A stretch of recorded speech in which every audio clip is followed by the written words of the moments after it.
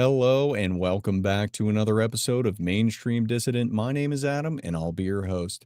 This episode is being recorded on April 24th, 2026. And guys, remember, if you like what you hear today, go ahead and click that like button, leave a comment, and subscribe to the channel. And don't forget, the description is always packed, so check out the links down below. And just a friendly reminder, I have began live streaming on Mondays and Wednesdays. You can see more about that on my X page and on my Telegram. Without further ado, I'd like to introduce Constantin von Hoffmeister. He is a well-traveled, well-read, philosophical and geopolitical writer. He's an enticing author. He owns a publishing company, Multipolar Press, and I've gotten familiar with him through his numerous podcast appearances, his personal Substack, and by his latest book release called The Fate of White America. This book has topped the Amazon charts in race relations and sociology. Without further ado, I'd like to toss it your way. How are you doing tonight, Constantine? Well, I'm doing very well, thank you. I appreciate you having me. So it's really nice to be here. Yeah, I'm glad to have you. It's an honor to have you on here. I definitely admire your work. And just before we get started into the questions, let me ask, can you provide the viewers the best place to find you and the best place to find your book that we're going to be discussing today? Well, my book is called The Fate of White America, as you just mentioned. You can order it on Amazon. It's probably the easiest way, but it's also available on other websites like Barnes and Noble, like all the popular ones. Well, it's available in hardback, paperback, and ebook formats. And I have two Substacks. I have Eurosiberia.net, which is my personal Substack, on which I post an article or two per week about philosophy, literature, politics, movies, just whatever strikes my fancy, so to speak, and discuss it. And then I have multipolarpress.com. That's basically the official Substack of my publishing house, Multipolar Press. On this Substack, I publish articles by different authors. I would say the most prominent one being Alexandra Dugin. So I publish exclusive English translations of Dugin's articles several times a week. I have authors from all over the world, like from different continents, like, I don't know, America, Europe, Africa, Asia, pretty much anywhere, Japan, China. And basically, we talk about the topic of multipolarity, but from different angles. So not just the geopolitical angle, which is probably the most well-known and the most common one, but also from like literary perspectives, philosophical perspectives, artistic perspectives. So you can find manifold expressions of multipolarity on this website, usually like once, twice, sometimes even 3 times a day. I publish articles, sometimes also videos. So yeah, check it out, multipolarpress.com. Yeah, you guys heed his advice. Definitely check it out. Like I said, you're going to find all kinds of links in the description. Everything Constantine just mentioned, I will link below. Again, including his book. I highly recommend reading it. It is very well written. But before we get into the discussion about the book and maybe a little bit more into multipolarity, because that topic has been interesting to me to consume and to learn about and to kind of dissect through my own frame of reference. But what got you geared towards writing? Have you always had the mindset of being an author whenever you were growing up, or what really got you started there? Well, yeah, I would say I've been a writer since high school. I mean, pretty much since I was like maybe, I don't know, 9 years old. I mean, or maybe even eight. Like from a very young age, I started writing like horror stories, science fiction stories in elementary school. I was an exchange student in Arizona in Flagstaff when I was 16. Went to high school there, and I had a science fiction class, and I mean science fiction as literature class in high school. And I remember we read Frankenstein, which is considered to be like the first proper science fiction novel in history. And we read this in class, and the task was to sort of do a literary project based on Frankenstein. So I remember I wrote a sequel to Frankenstein, and that's, I was 16, 15 or 16, and it was set in space, with cloning and intergalactic empires and Mary Shelley's Descendant, and I don't know, somehow Frankenstein's monster coming back. I don't know. I don't remember the exact plot, unfortunately. That story is lost now. I don't know what happened to it, but yeah. So that was my first proper, I would say, lengthy story that I wrote in English, because before that, I pretty much only wrote in German, right? Because I left Germany, like I said, when I was 15, went to the United States, and starting from that point on, I've only written in English. Like I've never gone back to writing in German. Only sporadically now, sometimes I contribute like articles to patriotic publications in Germany, like magazines, once in a while, but not too often. And yeah, so I wrote a lot, and that was in the early 90s when I was in Arizona. And yeah, I also wrote vampire poems, because it was like the time when like Vampire Masquerade, the role-playing game, was popular. And in that year, like Francis Ford Coppola's Bram Stoker's Dracula came out. I remember watching this. I was one of the goth kids, I had like a black trench coat and purple shoes and all black, So yeah, that was me writing poems about vampires and short stories. Yeah. And well, anyway, after that, I went to first to University in New Hampshire in Keene State College, a small town. That was in 1994. Interestingly enough, in the same year, when I lived in Keene, the movie Jumanji with Robin Williams was filmed on Main Street in the town. So I'm actually an extra. Yeah, I'm actually an extra in the movie. You can see me in the background in one of the scenes. And there I got into all the beatnik literature, like Jack Kerouac, William Burroughs, all that stuff. Like really fascinated me. I would say it's my hippie phase. I had long hair, I had 3 earrings, hung out with all the hippie types, like bell bottoms and corduroys, and listened to Grateful Dead. Went to Grateful Dead concert even, and Fish, also was very popular at the time. And yeah, so I was basically a leftist hippie when I was 18, 19 in college. Okay. Yeah. So I was there for 2 semesters. Then I transferred to University of New Orleans, and I stayed in New Orleans for 7 years. Went to university there, did my bachelor's in English literature and master's in political science. And I would say, because of my experiences in the city, I pretty much shed all my leftist illusions and became a hardcore rightist. Yes, and I've been one since, I should say. And yeah, there I joined various organizations.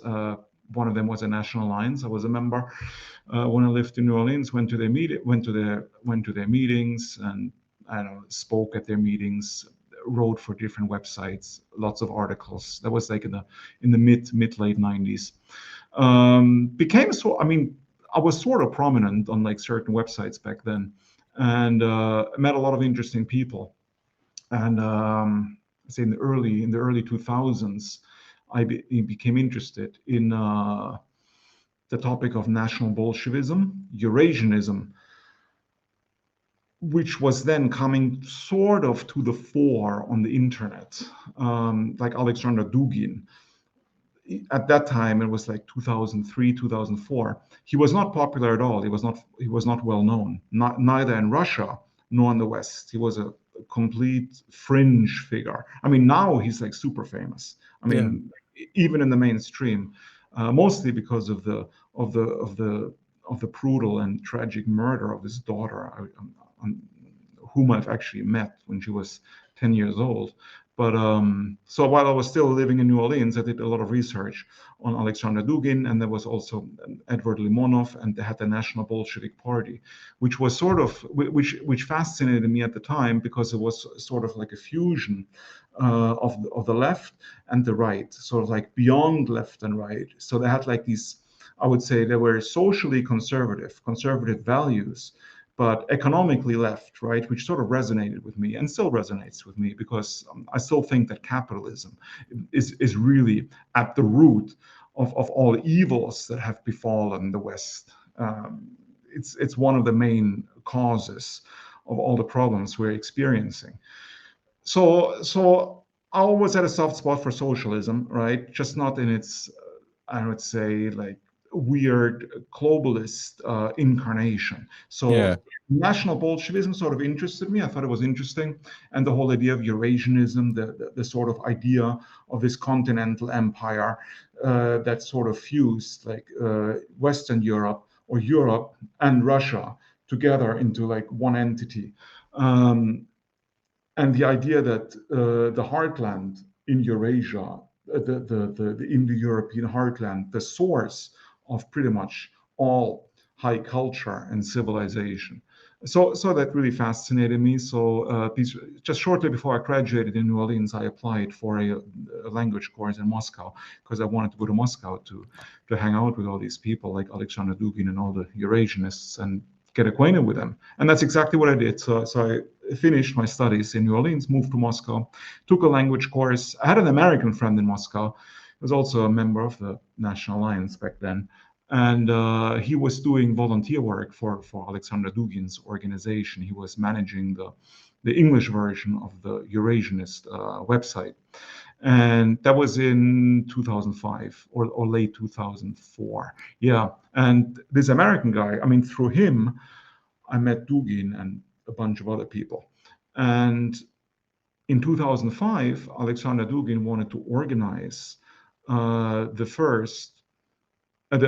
wanted to organize the founding conference of the Eurasianist youth movement. And I suppose he wanted to have sort of like some international prestige, because that's why he invited my American friend as a speaker, but then he also invited me to speak there as a German, right? And like I said, Dugin was fairly unknown at the time.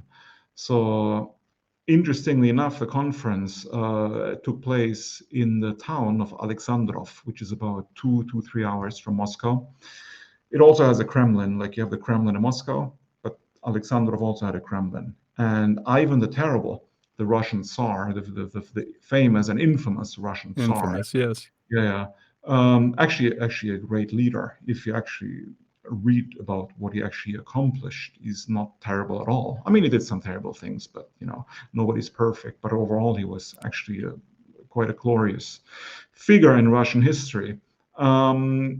He moved his court from Moscow to Alexandrov, from the Kremlin in Moscow to the Kremlin in Alexandrov, and Dugin organized the conference in Ivan the Terrible's throne room in the town of Alexandrov. So I just remember giving a speech, standing in front of Ivan the Terrible's throne, and in the background they had like a screen where they were showing the Sergei Eisenstein movie about Ivan the Terrible, the silent movie without sound, just for the atmosphere. So, and that's also where I met Daria Dugina, Alexander Dugin's daughter, who was murdered a couple of years ago. And at that time, she was only a child, like I don't know, 8 or 9 years old. So yeah, and I spoke about, I remember even the topic, I spoke about basically about German-Russian friendship and the importance of it, because I could just summarize it real quick. So basically, yeah, I mean, it's the continental idea to create this sort of super empire, because an alliance between Germany and Russia would create a structure that would be unbeatable on the global stage. And the British, well, and the Americans in the entire 20th century, and now in the 21st century, have been doing everything to prevent this union from happening. And they've been extremely successful. right? I mean, because this union obviously never happened, because you would have like the German, I would say, technological know-how and the engineering skills, but you'd also have the Russian intelligence, because Russians are very smart people, and also the a tremendous amount of natural resources. I mean, Russia, right? And space, obviously. So if these two nations had ever combined as in like a real alliance, it could have created this sort of like European super empire that many people have dreamed of, but unfortunately, it never materialized. I mean, you had the tragedy in World War II, right? When the Germans invaded the Soviet Union, which, in my opinion, was a mistake and a crime, and it shouldn't have happened. But it did, and that sort of ruined Europe, in my opinion. It like sealed the fate of Europe because it was complete. I mean, it's finished. I mean, Europe and Western Europe Yeah. was completely devastated, not just physically, but also mentally, psychologically, and ideologically, because it was then occupied by the Americans, Western Europe, while Eastern Europe, well, was occupied by the Soviets. And I would say that uh, a lot of like conservative types, especially in the United States, they have this misconception about the Soviet Union. Like they believe it was somehow some liberal leftist empire, sort of like run by these blue-haired lesbians or something like similar, right? But it's obviously not true. Yes, because the Soviet Union, especially after Stalin took power in the 1930s, uh, became extremely conservative. It was extremely socially conservative. I mean, most of these blue-haired lesbians would have ended up in the Gulag, right, if they had lived in the Soviet Union. It's quite clear. So, I mean, some people even call Stalin a Russian fascist, and I wouldn't go that far, but he certainly Stalin steered Russia away from this internationalist Bolshevik experiment and made it a more, I would say, patriotic ideology. I mean, he sort of relaxed the sort of ban on religions as well during World War II and opened some churches. I mean, he himself was a seminary student, in Georgia when he was Interesting. a young man, right? So he came himself from a religious background. I'm not saying like he completely opened the door to religion again. This was obviously not the case. It was still very restrictive against religion, which was obviously a mistake. But like I said, nothing is perfect. But in my speech, like I mentioned, certain figures from German history that were sort of instrumental in trying to make this alliance happen between Germany and Russia. I would say the first person I mentioned in my speech at this conference in Ivan the Terrible's throne room was Ernst Niekisch, and Ernst Niekisch is probably the most famous National Bolshevik in history. He was a very popular writer in the 1920s in the Weimar Republic, where he already advocated an alliance between Germany and Soviet Russia against the plutocratic capitalist West, which he at the time already saw as completely degenerate and liberal and basically an enemy of all conservative and traditional values, and well, rightfully so. And he was a proponent of Prussia. He thought Prussia was the ideal state, the Prussian state, and he thought that the Soviet Union had a lot of like Prussian ideals. They implemented a lot of Prussian ideals with a military discipline and various other factors. And he thought like Germany could sort of emulate a lot of what the Soviets had created, but in their own German way. That's why it was not just Bolshevism, like in the nationalist variety, but it was a national Bolshevism. So it was still a patriotic force focused on the nation and not on the abstract international proletariat. So that's basically the difference between the average, I mean, the normal German, I mean, sorry, the normal communist vision of the world and the national Bolshevik vision of the world. Um, yeah, the Nazis didn't like Ernst Niekisch. They imprisoned him, especially after they invaded the Soviet Union. He survived World War II, though, and was liberated by the Soviets in 1945, then sort of was a bit instrumental in East Germany, which was at the time occupied by the Soviets, but then quickly became sort of disillusioned. Like one of his ideas was to rename the German Democratic Republic, which was the East German communist state after World War II. One of his ideas was to rename it officially Prussia. Yes, would have been great because it sort of occupied like the territory that Prussia had occupied historically and culturally. But of course, his proposal was rejected, unfortunately. And yeah, the second person I mentioned, also an interesting historical figure, is Otto Ernst Remer. He's mostly famous for crushing the Stauffenberg uprising against Hitler in World War II. I mean, they made a movie about Stauffenberg with Tom Cruise, where Tom Cruise plays Stauffenberg, with the eye patch, trying to assassinate Hitler. Do you recall the name of that film? It's called Valkyrie. Valkyrie, duh. Okay. Yeah, because that was the code name of the operation. Yes, the movie is actually quite good and historically accurate, I should say. Yes, I mean it's not a bad movie. But anyway, so I mean Stauffenberg tried to assassinate Hitler. He didn't succeed, and then was executed. Right, and the person who actually had him executed, who caught him, was this Otto Ernst Remer, right, like a high-ranking official in the Third Reich. But then after World War II, he was one of the founders of the Socialist Reich Party, yes, which was a nationalist German party in the late 40s and 1950s. Were you going to say a Reichstag? No, it was Reich. No, it was just a Socialist Reich Party, like I would say the Socialist Imperial Party, you could translate it, I suppose. Yes, because he was so advocating like to go back to the Reich structure, meaning the empire. Yeah, right? The empire. Okay. But it's very interesting because I mean he was a diehard National Socialist, obviously very faithful to the National Socialist regime, to Hitler personally, and so on.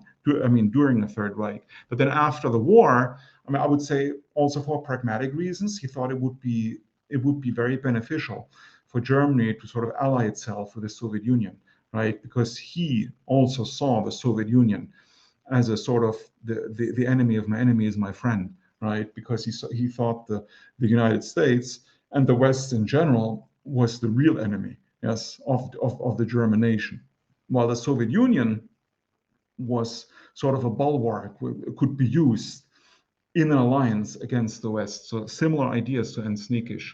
So I mean, you had all these interesting ideological sort of like convergences happening, and yeah, so that's what I talked about in my speech, and that's where I also met Alexander Dugin for the first time, by the way. And so yeah, so I met him 21 years ago. So I've known him for a long time, and yeah, I mean, I edited a lot of his books when I worked for Ethnos and publish a lot of his articles also on multipolarpress.com.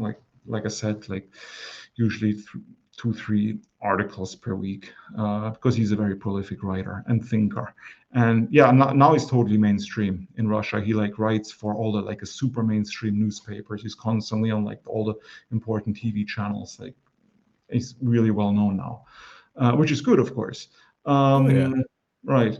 Let me ask you this now. While he's writing for the mainstream Russian papers, as you say, would you consider his ideology still ringing true to what it's always been, or did he kind of like in America, whenever someone gets to write for the mainstream newspapers, they have to kind of tone down their message? Did you kind of experience the same thing reflecting on his writings in the mainstream news now? Yeah, not at all. I mean, I mean, because the articles I publish on multipolarpress.com, a lot of them are actually from mainstream Russian newspapers, so you can check them out. I mean, yeah, I don't think he hasn't toned down anything. I mean, I would even argue that he's become more extreme to some extent, right? Especially since the conflict in Ukraine started. I mean, for him, it's become personal for obvious reasons. Yes. And I mean, he's very passionate about what he believes. I mean, his vision is the idea of multipolarity, which is now, as you said earlier, it's the future. I mean, whether you like it or not is completely irrelevant, but it is the future, and to some extent it's already the present, right? And the conflict in Iran basically has proven that we are already in a multipolar world. Yes, I mean, at least in a transition stage from unipolarity to multipolarity. Yeah, if you don't mind, I would just like to maybe quickly explain the concept of multipolarity for your audience. Yeah, no, So, I would I right, would I would appreciate that. Well, I just have to say one thing. At some points during your story there, I was completely taken back and captivated, because as my viewers know, I've studied Third Reich literature, and I've studied a little bit about Prussia, the Prussian state. But I really haven't gotten into the Bolshevism or the really any of the Slavic history leading up. I've kind of been kind of focused, if you will. You and I have a similar.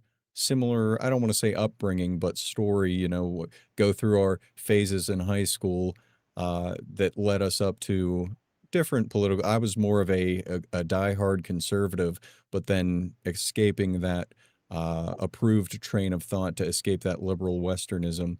That right, yeah, yeah, I've experienced that same thing. So that's very cool. But I've been studying multipolarity since you and I have been talking, and I think that it would be great to hear it from you.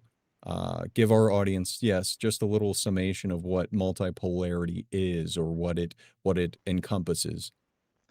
yeah. Well, the reason I always like to explain the term, because the term, I mean, is everywhere now on social media. Like you constantly encounter it. I mean, Marco Rubio talked about it. J.D. Vance talked about it in his speech at the Naval Academy in Annapolis a couple of months ago, where he basically also said that the time of America being the global hegemon is basically over, and Americans have to get used to the fact that there are now other powers, competing with the United States. Marco Rubio said the same or something similar. So it's become a very popular word, but especially, I mean, people, especially on the right, very often, in my opinion, misunderstand multipolarity. I mean, a lot of people think it is somehow code for what they term third worldism. Yes, they Mm. think it's somehow anti-white. Yes, like if you praise multipolarity, you want the white man to lose, you want the third world to rise up against the white man, and so on. But I would say that nothing is further from the truth, right? So just to historically sum it up, so after World War II in 1945, the world was divided in two, right? And you had two superpowers. You had the United States and you had the Soviet Union. So it was a bipolar world, two poles, right? So a pole is basically a state civilization that has true sovereignty. And I would say in the bipolar world during the Cold War, I mean, starting from 1945, you have the United States with a lot of nuclear weapons and a space program. You had the Soviet Union with a lot of nuclear weapons and a space program. So, and you had a lot of other states, of course. I mean, you had the collective West, you had Western Europe, but all of them were basically satellites of the United States. And to some extent, there still are. Yes, sort of vassal states. And then you had the Eastern European states. Certain countries in Asia, like Vietnam, for example, they were in the Soviet camp, right? So yet NATO was the organization created by the United States and the West to combat Soviet advances. The Soviet Union had the Warsaw Pact, which was like the Eastern equivalent of NATO. So you had these two camps opposed to each other, and I guess the most famous illustration of this opposition was probably Berlin during the Cold War, because Berlin was divided in half. You had East Berlin and West Berlin, and both parts were just filled with spies from both camps. You have all these crazy stories, right? Interesting. So in the early 1990s, the Soviet Union collapsed and ceased to exist. And Russia, as a result, lost its status as a superpower for a while. Yes. And that's when the bipolar system became a unipolar system, because then you only had one superpower, which was then the United States. So the United States was then not only a superpower, it was actually a hyperpower, because it had no rivals on the global stage and could dictate its terms to pretty much everybody on the planet, and nobody could really resist the United States, including Russia, because it had a lot of economic problems after the collapse of the Soviet Union, and it also lost a lot of territory. And so you had the unipolar system. And the unipolar system, I think, continued until quite recently. And only a few years ago, you had like the sort of resurgence of Russia, especially under Putin, when the Russian Federation again recovered from its abysmal state in the 90s and gained self-respect again, economically improved its situation, and sort of made its mark on different parts, in different parts of the world, especially like Africa, for example, or the Middle East, like Syria nowadays. So Russia again became a regional power. And then, of course, you have, China, is definitely a superpower, almost on par with the United States right now. And then you have India, of course, right, which is also a regional power. So I would say that, so now we live sort of in a not complete multipolar system, but a sort of like emerging multipolar system, right? Because I would say the United States is obviously still the most powerful player on the planet, but it is definitely weakening. I mean, we can see this, like I said earlier, in Iran, because the United States is clearly not winning in Iran. I mean, the Iranians are definitely winning this conflict at the moment. And this conflict pretty much has shown that the United States, to some extent, is a paper tiger, right? I mean, it always boasts of its military capabilities, what it can do, etc. But it really can't do much right now in Iran. Yes, I mean, you have the Iranians, a very proud people, a very proud civilization. They were attacked completely unprovoked by the United States and Israel. And they're defending themselves quite heroically, I must say, and extremely successfully. And the United States is now in a very difficult situation. Trump doesn't know how to get out of this quagmire that he himself created. And Iran itself has almost proven itself to be a regional power now in the Middle East, almost a superpower in its own right.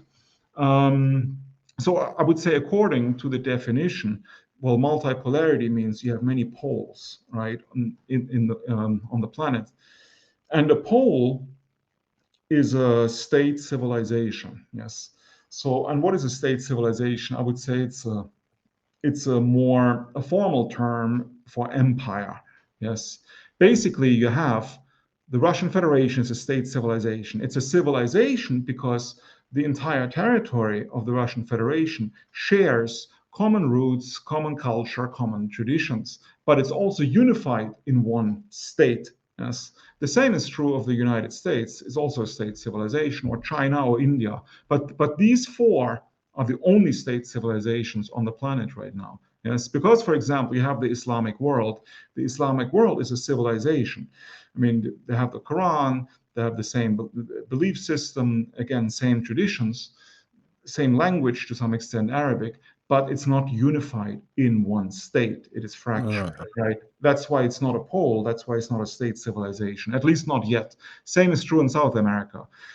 Shares common culture background, language, but it's not unified. That's why it was so easy to kidnap Maduro, because I mean, I didn't see any other sort of South American states like coming to the aid of Venezuela. Yes, it didn't happen because it's fractured. It's not a state civilization. So now you have four state civilizations, four proper poles, which is India, China, United States, and Russia. Yes, and well, I would say United States is still the most powerful one, but China close second. I mean, almost on the same level, in my opinion, as the United States. And I think that's why the United States views China as its main enemy. Really, it's its real competitor. Yes. Yeah, Uh, I agree. I agree with your assessment. And I would even affirm just by taking a step back and looking at things objectively, South America is even more fractured than the Arabian nations. Um, like you hinted to there earlier, like they have, if the Arabian world, the Middle Eastern world was to unify, that immediately they would be another superpower just with the resources there alone. But I think that the concept or the admission of the potential for a multipolar world is very difficult for Americans, especially older Americans, to digest because a lot of older Americans, the boomers especially, they grew up when America was the one and only the superpower that could dominate anyone. There was no one that could touch us economically or militarily. And then when we see, like you said, China's a close second, Russia as well, it's up there, it's a contender, then all of a sudden America is feeling fragile and weak. And I think personally, America is not doing itself any favors by, I should say, acting upon foreign interests um, all the time. Like we have lost our sense of self-interest, which I have seen totally diminish the sense of patriotism throughout practically anyone 30, 40, and younger. um, I don't see too many patriots these days due to this fall of power, if you will, this dissolvement. yeah, well, absolutely. I completely agree with you. And I would also argue, but I would also argue that the people, I mean, the older people, the older generation, and you mentioned that find it difficult to accept the multipolar reality. Again, they don't really understand what it means. Yes, because in my opinion, like multipolarity is also beneficial for the United States. Yes, because now the United States is like a late stage empire.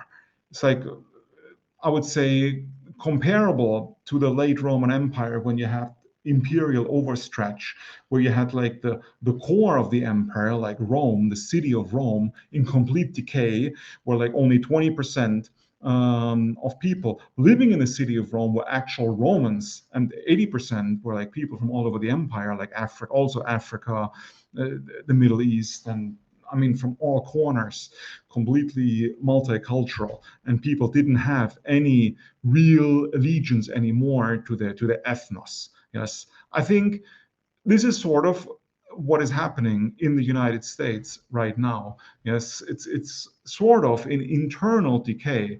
Especially, I mean, it's very noticeable in the big cities in America, and I've been to a lot of them. Yes, I mean, just last year I was in like Detroit and Los Angeles, and I mean downtown Detroit, they did a sort of like beautification project. They spent billions and billions of dollars. It actually looks quite nice. Yes, I mean Yeah. the downtown Detroit, I have to say, but everything around it is sort of like a Mad Max movie. Yes, I mean a lot of the parts, I should say. Yes.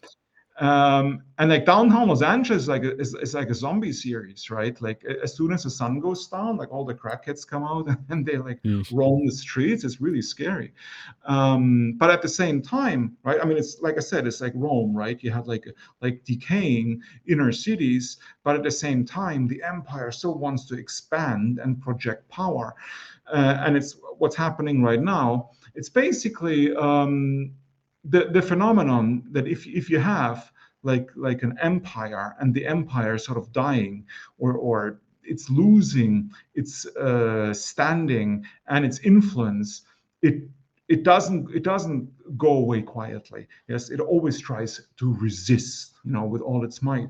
And I think this is what we can see right now happening in the world. We see like unipolarity. We see the battle between the unipolar hegemon, the United States, desperately trying to hold on to its position as the global hegemon, and you have the emerging poles like Russia, China, India, etc., trying to resist this hegemon and usher in the multipolar order. So this is a real battle right now, and you have like different front lines of this battle. Like one of them is Ukraine, obviously, and now another one is in Iran.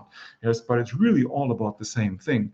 It is like, who is really going to rule the world? And I think America is trying everything it can to sort of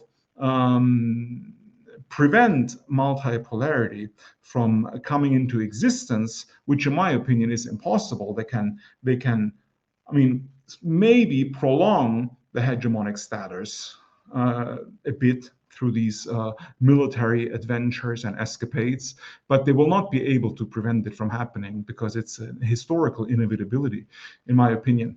And it is good for Americans that America ceases to be a hyperpower and the global hegemon, because Americans, I mean, the average American does not benefit from America's military adventures. Because, I mean, how does the average American, I don't know, in Iowa, for example, or Dakota, Ohio, how does he or she benefit from, I don't know, the United States Air Force bombing Tehran and spending billions and billions of tax dollars on this, killing 200, I don't know, schoolgirls, and massacring civilians left and right, but all paid for with American tax money? Like how is that beneficial for the average American? Well, it isn't, obviously, right? And you can't tell me this because it's silly. I mean, it benefits a certain elite in the United States and in the West, but definitely not the American populace as a whole. While the infrastructure is in total decay in the United States, the healthcare system is in shambles. I mean, you can compare it to China. You see these videos, what's happening in China on X is like a science fiction movie, like the progress that China is making. And I would argue it's because China is actually spending its money on the welfare of its citizens and not on foreign, bombing raids that only weapons manufacturers and the military industrial complex benefits from. And I think that's the main difference here. And so I would say if America ceases to be this hegemon, or the global policeman, I guess, then it can also focus on its internal issues and actually spend its money and its resources on fixing domestic problems, which are very pressing indeed. And I mean, the ideal scenario for the United States would be to become more isolationist again, because I mean, the United States is geographically blessed, as you well know, right? Because you have yes. oceans on both sides, so it's not like anybody can really invade America. It's just not possible logistically. Yes. So it's geographically blessed. It should really stick to the Western Hemisphere. So I mean, what Trump said, I mean, before he went on this insane Iran adventure, when he said that basically like the Western Hemisphere is ours, we control the Western Hemisphere, I was in total agreement, because he's absolutely right.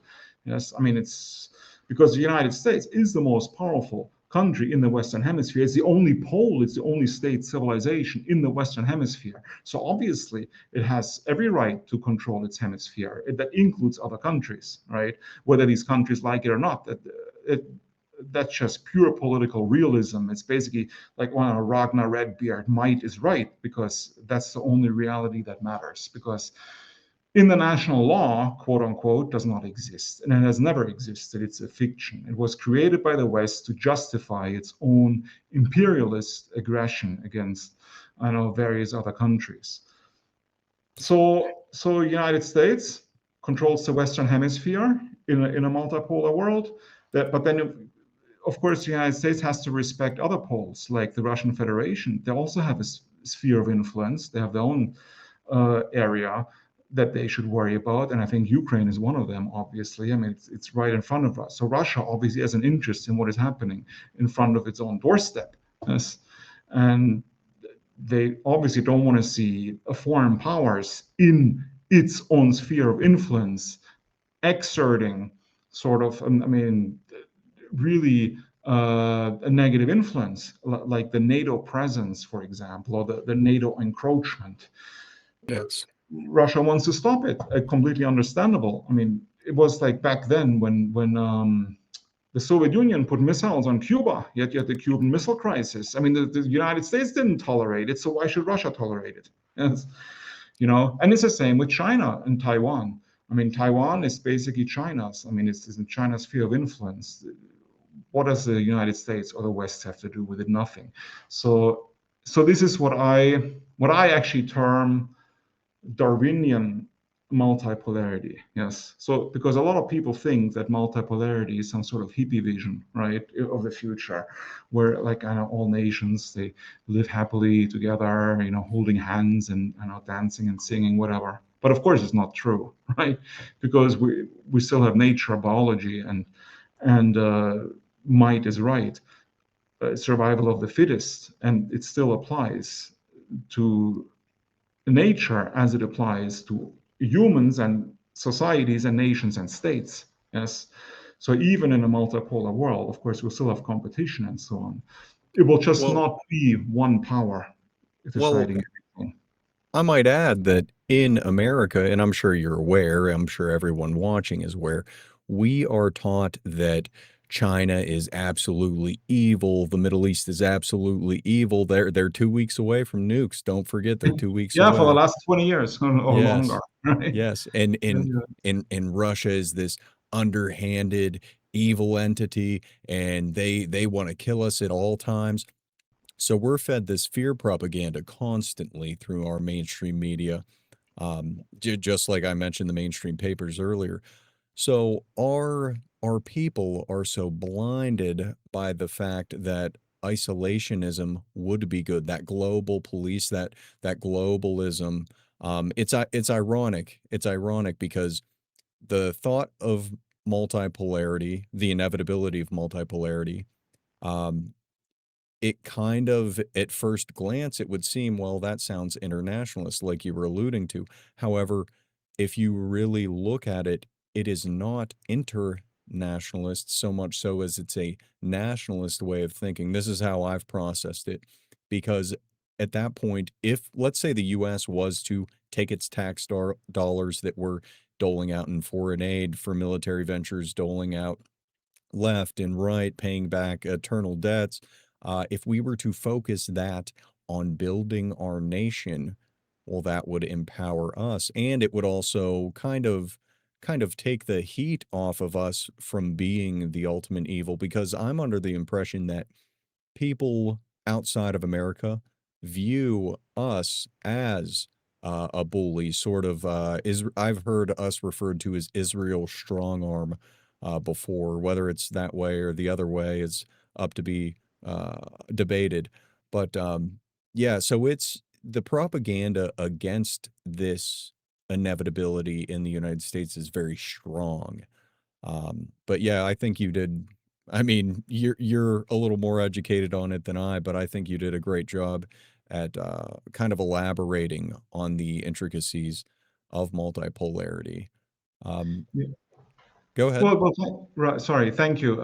Yeah, I just wanted to add one please. thing Yes. to what you just said, and why a lot of people misunderstand multipolarity, and a lot of people think it's just another version of sort of communist internationalism, which it clearly isn't, because the difference is that if you look at globalism or the globalist ideology, the globalist ideology is basically Western supremacism. This is what globalism is. It is the West trying to force its way of life on the rest of the world, whether the rest of the world likes it or not. So that, which, I mean, what is the Western way of life, or what are the Western values? Yes, I mean, it's capitalism, it's liberal democracy, homosexual rights, transgender rights, feminism, a bunch of other perversions. Yes, and they try to force this on everybody. They said we need to, I don't know, we need to bomb Afghanistan for the good of Afghan women, to liberate the Afghan women. Yes, I mean, they said something similar with Iran now, so we're bombing Tehran because they oppress gay people there or something, right? It's just like, okay, so this is a direct continuation of, I would say, European imperialism of the 19th century. Yes, because you had like British imperialism, 19th century, where the British controlled large parts of the globe, like India, for example. And you had like Rudyard Kipling. Yes, he's a famous writer. He's famous for having written the Jungle Book. Yes, and he wrote a poem called White Man's Burden, yes, where he basically, and he was a staunch imperialist, and in his poem, White Man's Burden, what is the white man's burden? The white man's burden is to go to, I know, quote unquote, uncivilized parts of the world and educate the savages there, right? I mean, this is what the people thought back then. This was the mentality of the imperialists. And this is what they did, right? I mean, they thought they were sort of on a civilizing mission. Yes, I mean, back then it also had, like, I would say, like, sort of like racist overtones, right? Because they thought, okay, so we're white people, these are brown people, so they're lesser people. In sort of like, if you think in like sort of like racial hierarchy, right? Yes. I mean, this is what people believed back then, and I would argue that this has never changed. I mean, this is still true today with the liberals and the leftists. They won't say it, right? They will always say that they're anti-racist now and racism is evil, blah, blah, blah. But in reality, it's the exact same mentality, because they think only the Western way of life is the right way of life. All the other ways of life, like monarchies, traditional lifestyles, they're completely invalid and they have to be eradicated. I mean, this is a total supremacist stance, and the West still holds fast to this stance, right? In my opinion, it does not want to let go, especially the United States and Western Europe. I mean, the global homo capital now, I mean, it's not so much the US anymore with MAGA. I would argue it's now in Europe. Okay. This liberal Western supremacist attitude. I mean, in the US also to some extent, but I would say that Trump or the Trump administration has sort of broken with a lot of the globalist dogma, which is a positive thing, I should say. Yes, I mean, it's not all bad with Trump, obviously. So now it is more shifted to Europe, but the US still thinks it is on a civilizing mission and needs to liberate peoples, whether they want to be liberated or not. But so, I mean, this is globalism. It's Western supremacism. It's the West trying to enforce its rules, its values on everybody. So, but multipolarity is diametrically opposed to this, because the idea of multipolarity is you respect the sovereignty of other cultures and other civilizations, and you do not try to remake other cultures in the image of your own culture. So if, for example, in Afghanistan, you have like the Taliban that rules like a strict Islamic regime, yes, the argument, the multipolar argument, well, why not, right? I mean, because the Taliban is very popular in Afghanistan with the Afghan people. They support the Taliban. They want it. They like it. Yes. So why can't they have it? Same with like the Democratic People's Republic of Korea, North Korea. I mean, it's a sort of communist system with a dear leader, and it's very totalitarian. Whether it's good or bad doesn't matter, but I think it fits sort of like the Korean race soul, yes, because they don't have the same sort of mentality as, say, Northern Europeans do. I mean, the Northern Europeans, I say, they have this innate sense of liberty and freedom, yes, and individual liberty, individual freedom, away from sort of collectives. This is just our nature, yes, and this is why Northern Europeans have founded the United States on these principles. Yes, and sort of the similar principles you had in northwestern Europe as well. Germany, even Prussia was quite liberal in a positive sense. England, of course, Australia, and so on. I mean, after it stopped being a penal colony, right? So you have these different. I would say. I mean, you can say like ethnic souls, race souls, ethnic consciousness, ethnic characters, which have to be taken into account. You cannot just you cannot have I say a society or a nation which was created for white Northern Europeans and then fill it with Indians or Arabs, because the Arabs, I mean, I don't want to disparage Arabs or Indians, but Correct. it is not their system. It is not. It is they cannot relate to it. It is not part of their character. Yes, and I would say that it's not part of the Koreans' character. So this whole idea of having to have democracies everywhere, it just goes against the national or racial ethnic characters of certain peoples, and has become a sort of like obsessive perversion, this idea of them everybody has to call himself itself a democracy. I mean, I think even North Korea nowadays calls itself a democracy. It's just a thing to do, right? You have to, I mean, nobody ever voluntarily says, okay, we're not a democracy and we're proud of it. Yes, I mean, everybody Not anymore, sounds, no. yeah, I mean, but I think this is also coming to an end. This democracy fetish is sort of like a fetish, right? Democracy, and Yeah. when it's all false anyway, you know what I mean? I recently heard a quote. It was I do believe it was from Benjamin Franklin, that democracy is two wolves and one sheep voting for what's for dinner, you Yeah, know. well, it's So correct. Right. Right. the and I will agree with you, and I'll kind of expand on it a little further, my thoughts. But these systems of government, who am I to tell the Arabian that they should have a democracy?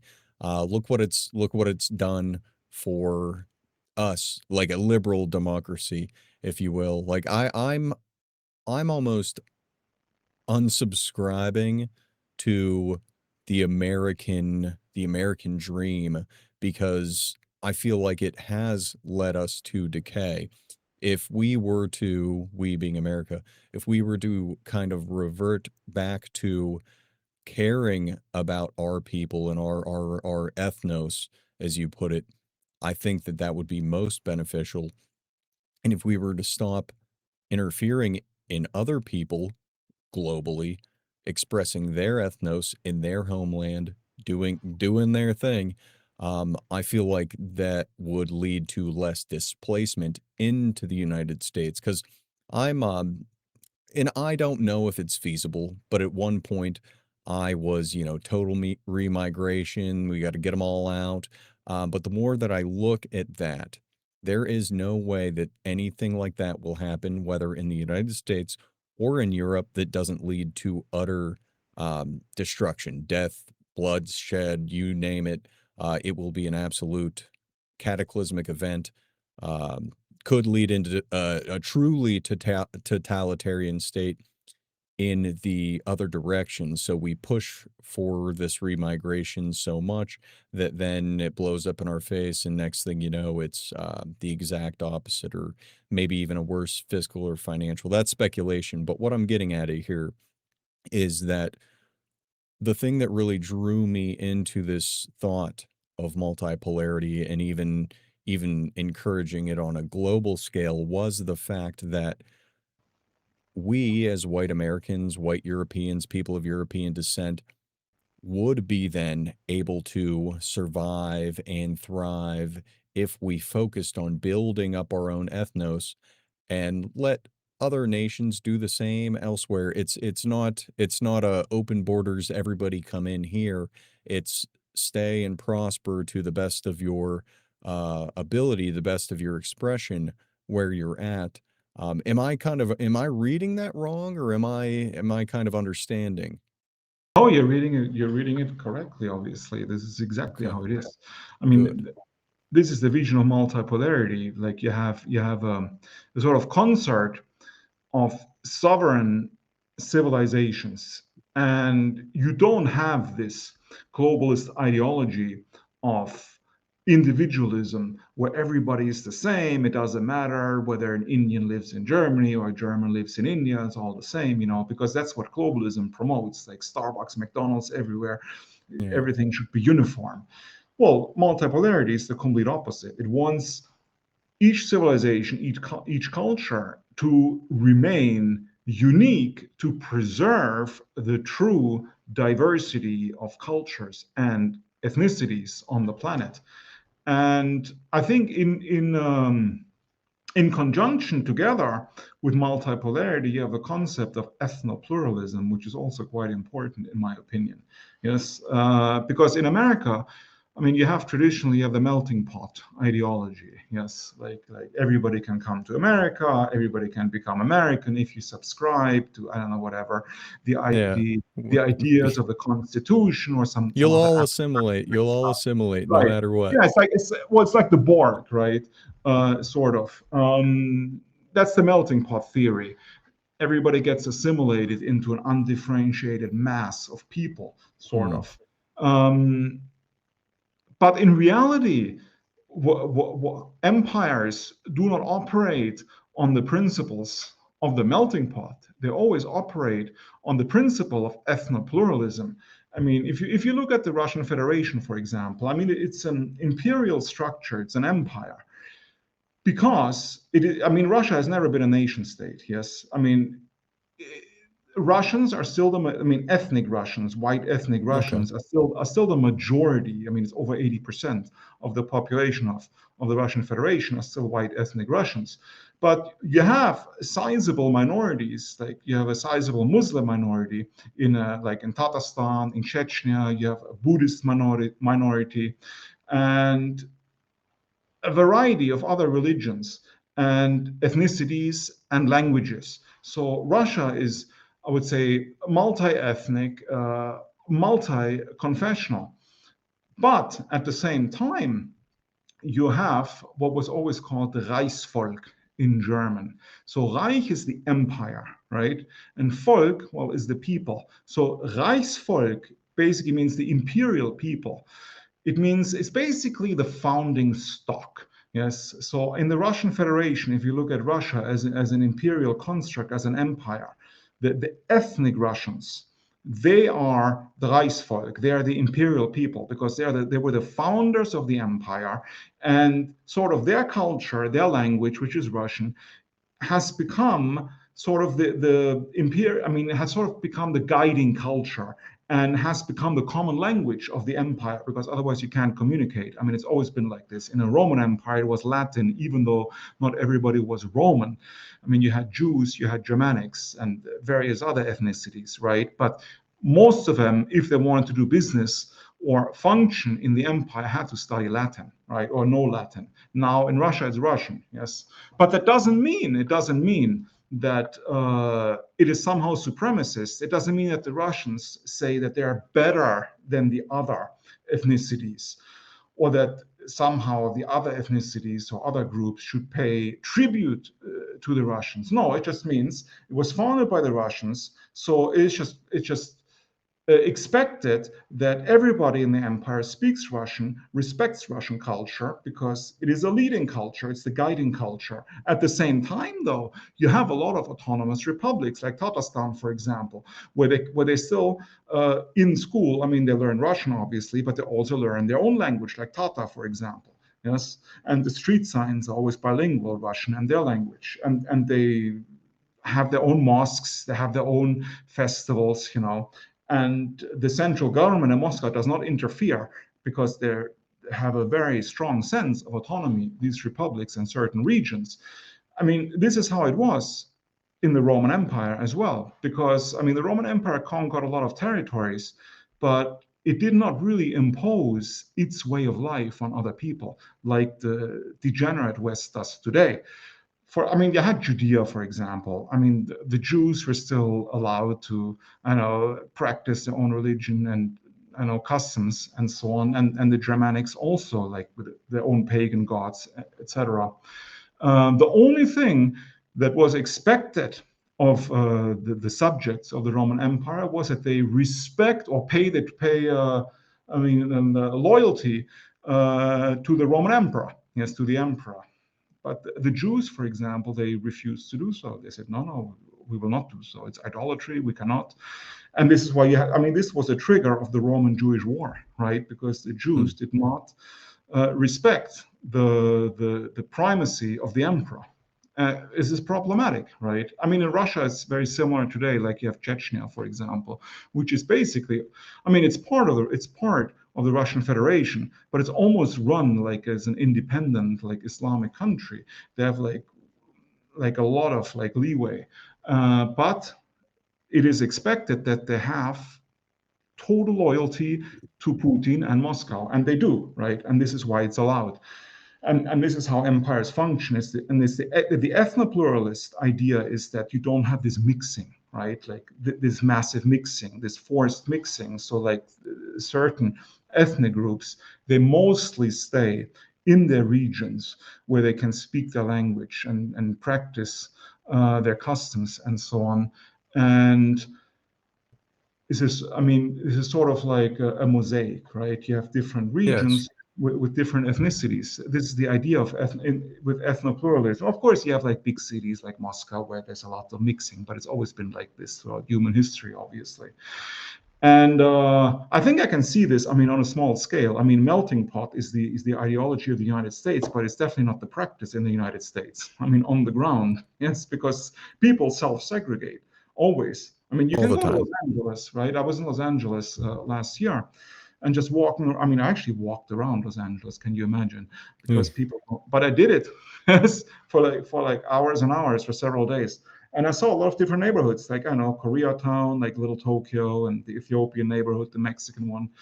And it's sort of like an ethno-pluralist city. Yes, because it's not a melting pot city where you have like an amorphous mass everywhere. You really have these ethnic neighborhoods where people stick to their own, right? They have their own lawyers in their languages, their own schools, their own like infrastructure, right? It's sort of like an ethno-pluralist city. And this is the United States today, and to some extent, not just the United States, but also in Western Europe. You see this in the big cities now, like Paris, for example, where you have these Arab neighborhoods, and then you have some I don't know, African neighborhoods, Chinatown also. It's a good. That's the future, though, right? Oh yeah, and it's inevitable that, and I think I foresee in the future, because whites are becoming a minority in America. I foresee something similar to balkanization happening, or you could say white flight, because there's very few counties and states where there's white people that can express their ethnos. And you mentioned supremacy. I think that the word supremacy, in today's racial supremacy, in today's day and age, colloquially, if you will, is boiled down to thinking your group is better and the other groups suck. They absolutely suck. Don't want anything to do with them. But supremacy, I think, can also be a pride in one's race, to be proud of your heritage and then to respect your heritage. And maybe supremacy is not the right word, but I think if one has, in America at least, through this toxic liberalism, we are taught that any pride in our own race is, evil. It's hateful. It's terrible. But I think straight up that whites are the best for whites. Just like I think Mexicans, hey, they're the best for Mexicans. So it's not necessarily that I hate everyone else. I'm not filled with hate. Yes, sometimes whenever I see the news cycles and you see black crime and you see this and that, you see all the H-1Bs flooding in because our government is incentivizing them to do so. It can fill me with anger or it can drive me towards loving my people and building my people up even more. Because if we look at this like a game, sort of, so to speak, or if we look at this as a competition, well, is the white ethnos that I love so much and I advocate for its continuation?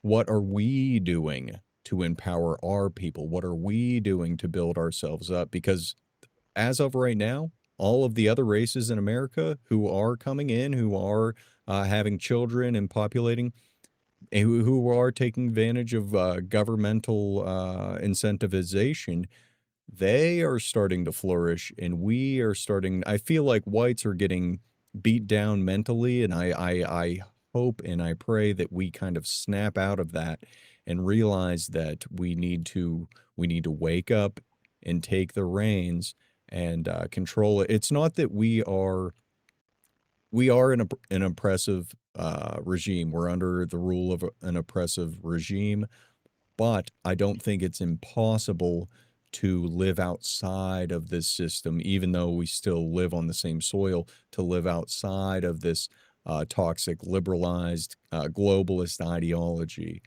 Does that make sense? No, absolutely. I completely agree with you with pretty much everything you said. Obviously, when I talk about supremacy, or when I mentioned supremacism earlier, I meant the type of supremacism where not only think you're, where it's not only that you think you're better, or that your group is better than other groups, because that feeling is natural, right? Because in reality, every single group thinks it's better than the other groups. I'm pretty sure the Yeah. Chinese think they're better than us, right? I Yeah. mean, the Mexicans probably think they're better than us. I mean, this is ethnocentrism, right? That's what it's called. When you think that your own group is the most important group and it's superior and better than every other group. This feeling is perfectly natural. I mean, it's even biologically grounded in. I mean, it's built in. You know, ethnocentrism is a completely natural emotion. And I would even argue that leftist liberals, the so-called anti-racist crowd, even they have it, even they feel it, yes, that their group is the best. Because it's a natural feeling. It's sort of like when you think your family is the most important family, it's more important than other families, obviously, because blood is thicker than water, because they're your blood, yes. And to extend it to the ethnic group or to the race, it is pretty much very similar, right? So I mean, that's not the kind of supremacism I'm talking about. Yes, I mean, that's just ethnocentrism, and it's perfectly natural, it's perfectly normal to love your own people more than other people, right? It would be perverse if it weren't so.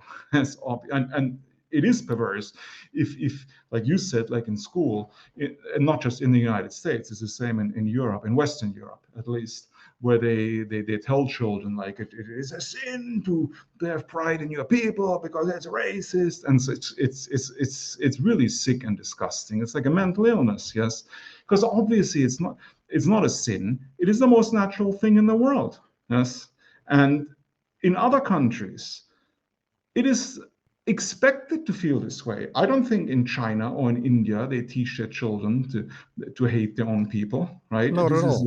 This is a this is a this is really unique to white countries, and like I said, not just America, but everywhere nowadays, except Eastern Europe and like Russia and I don't know, Poland maybe. I mean, they're still mentally healthy and normal because they don't do this. Yes, this self-flagellation, this self-hatred. But yeah, so when I talked about supremacism, I just meant this Western supremacism where you don't just think that your group is better, but you think your group's values are the only values that matter in the entire world. And you Yes. want to force them. This is the kind of disgusting supremacism that has to be fought against, because this kind of supremacism is also bad for white people. Yes? Correct. It takes our Because focus away from us and it puts it on, well, we have to help them because they don't know what they're doing. We need to be the world's caretaker. We need to be their coach. We need to be their guide. And we're giving all our resources in futile efforts. exactly right. So I think what needs to happen in an ideal situation, I mean, talking about the United States, but could also be Germany or France, is that basically the founding stock in the United States I mean, it's obviously white people, it's white Americans, because they founded the nation, they built the nation, they made the nation what it is. They made it great. Because it was great once, and it can be great again, but it can only be great again if respect for the founding stock returns, right? If the founding stock is appreciated for what it is, as the imperial people, as the Reichsvolk, as it is respected in other empires. So, and I don't know, I'm cautiously optimistic, to be honest, because I think there is some sort of paradigm shift happening. Because I don't know, just from my personal experience, just traveling through the United States, like talking to different people and just observing what's going on, I think, and even what you see online, the comments, and how many views and followers like certain commentators have, that pro-white ones, and how mainstream this has become, like this pro-white discourse. Tucker Carlson talks about it, Elon Musk talks about it on a daily basis almost. So it's become completely normalized, something that was unthinkable only like 5, 6, 7 years ago. Yes. And that's why I think that you have this shift now, where people, especially white people, are sick and tired of this constant demonization of their own. So you have a sort of backlash. It's a process. It will not happen overnight, but I think it will happen. And yeah, it will obviously be a positive thing. And as you said, yeah, I don't think you will have like this large scale sort of remigration any happening at any point in the future. I think the best, in just my opinion, the best that we can hope for, both for Western Europe and the United States, is if we just close the border, right, and stop letting more people in, yes, because the borders are wide open, both in the US and in Western Europe. It's just a Oh yeah.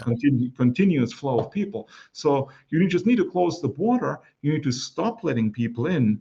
And, you can, of course, deport people, and people are always going to be deported, especially the criminal elements.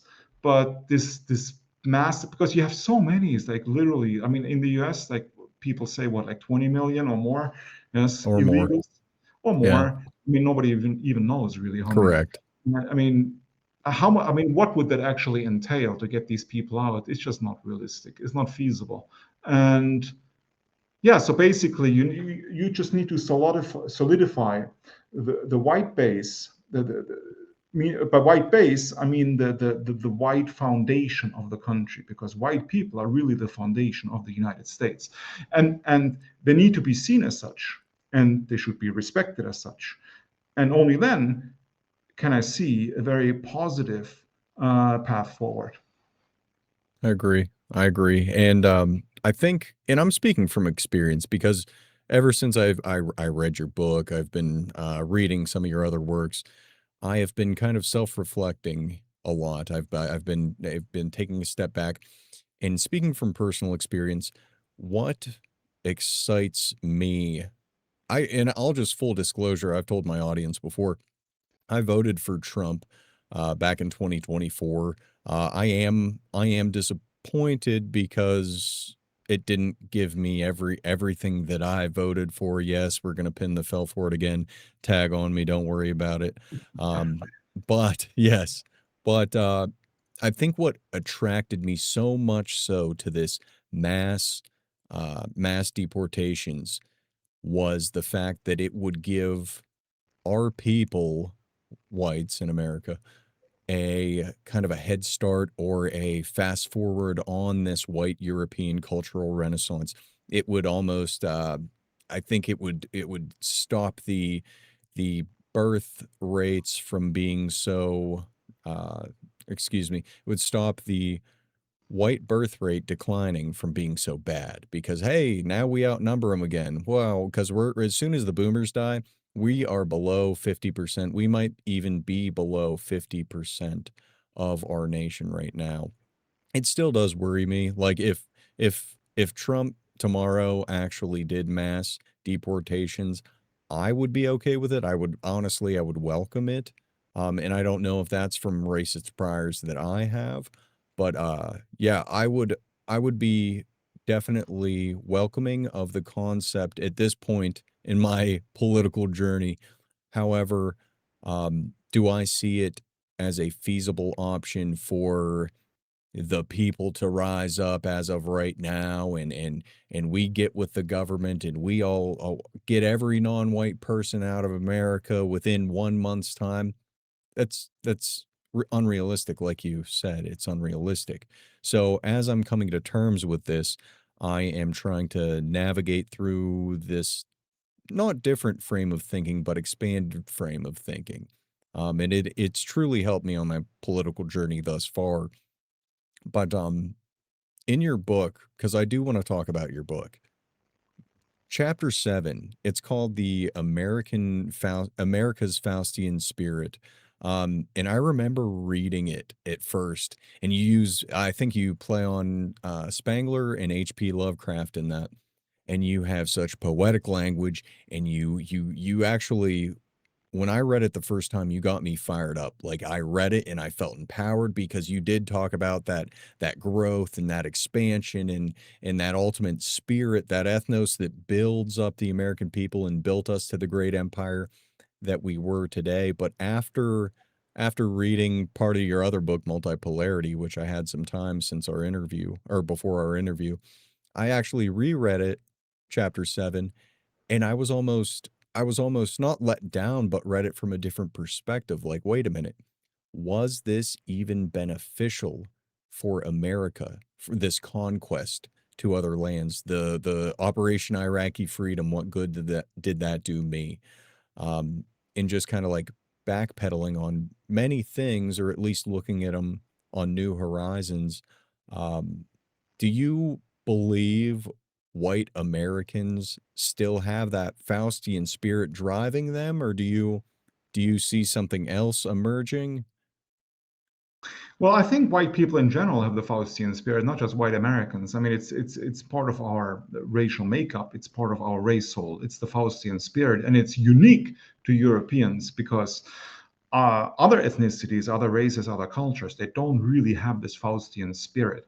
And I would even include the Russians, to be honest. And I'm very fond of Russians, right? I lived in Russia for 12 years. I'm married to a Russian woman. My children are half Russian. I go to Russia regularly for visits. I have lots of Russian friends.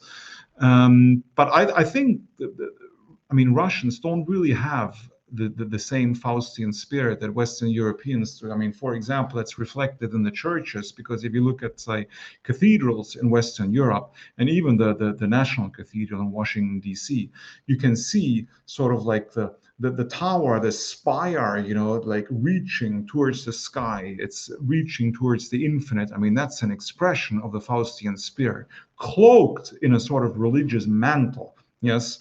I mean, in the Middle Ages, they built these cathedrals sort of as physical manifestations of their race soul. And you had like these great explorers. You had Christopher Columbus, like discovering the New World. Before him, you had the Vikings like Leif Erikson, also discovering the New World. You had Magellan, like the circumnavigating the globe. You had Armstrong on the moon. I mean, you had the Apollo space program. I mean, all named after European pagan deities. Yes, the Apollo mission. Yes, for example. I mean, there's a reason for this, because it truly exemplifies, I mean, our race's spirit, which is the Faustian spirit, which is always to overcome, to go further, to accept no limits, to always strive towards the infinite.